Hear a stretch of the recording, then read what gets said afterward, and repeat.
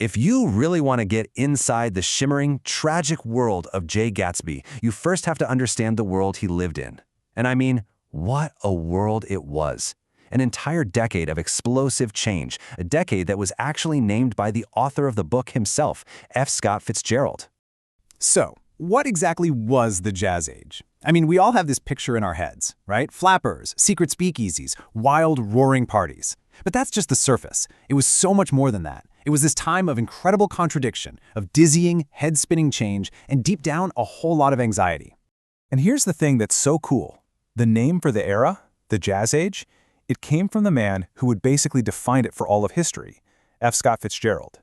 You see, he wasn't just writing about the 1920s. He was living it, he was breathing it, and in a lot of ways, he was inventing the very idea of it that we still have today. When you first crack open The Great Gatsby, you're immediately pulled into this absolutely dazzling world. It's the summer of 1922. The parties are just epic, the music is brand new and electric, and there's this feeling in the air that, anything is possible. This is that glittering, glamorous surface of the roaring 20s. But what's really going on just beneath all that glitter? Well, to find out, we have to look back just a few years to this immense, dark shadow cast by the First World War. Because the Jazz Age didn't just pop up out of nowhere. No, it was born from this deep, collective trauma that had completely shattered the world's sense of how things were supposed to work. You see, before the war, the whole 19th century was really defined by this powerful belief in unstoppable progress. This idea that science, technology, civilization, everything was just on a constant upward march toward perfection. The war was about to completely demolish that faith. The sheer scale of the fighting was just unimaginable. Roughly 17 million people were killed. An entire generation of young men who marched off to the trenches of France came home. That is, if they came home at all, changed forever. And this led to what we now call post-war disillusionment. All those old noble ideals, honor, duty, glory, they suddenly seemed like hollow, empty words that had just led to pointless slaughter. This feeling became a huge part of modernist literature, and you can feel it haunting every single character in this novel. It's what fuels Tom Buchanan's restless, brutish anger, and it's the source of our narrator Nick Carraway's quiet feeling that all the old moral rules just don't apply anymore. So here's where it gets really wild. At the exact same time that this dark cynicism is taking root, America is experiencing an economic boom like nothing anyone had ever seen. And it created this crazy era of contradictions, fueled by new money, new technology, and a whole lot of illegal booze.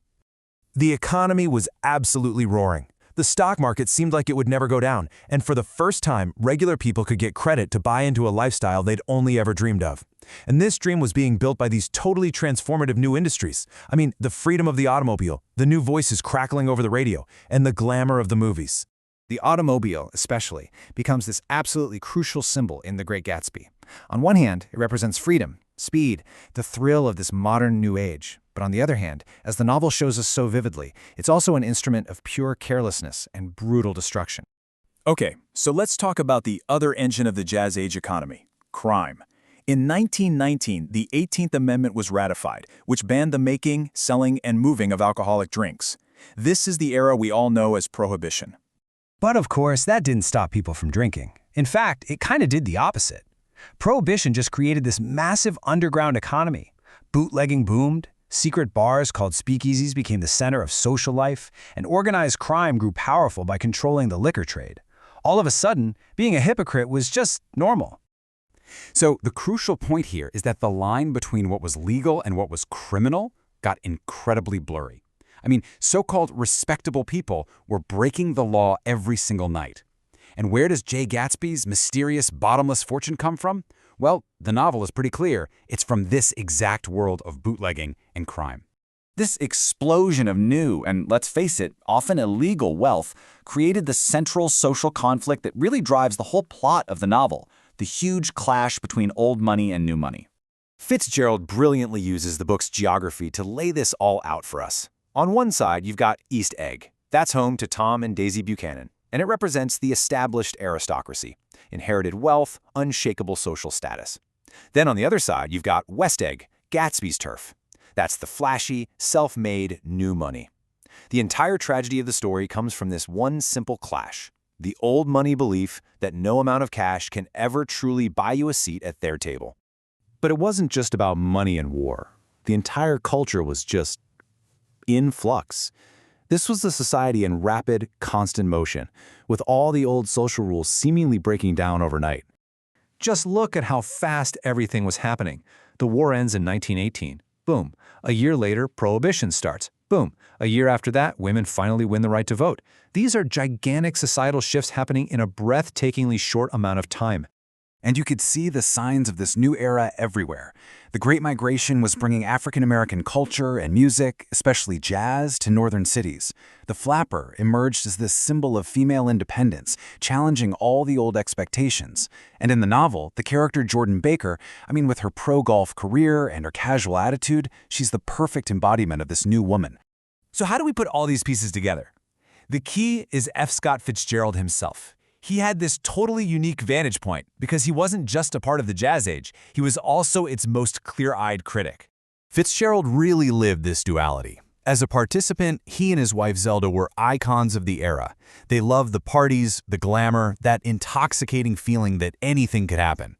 But as a critic, he saw right through all the glitter to the moral emptiness, the carelessness, and the corruption beating at its heart. And that is the genius of The Great Gatsby. The novel itself perfectly captures that split personality.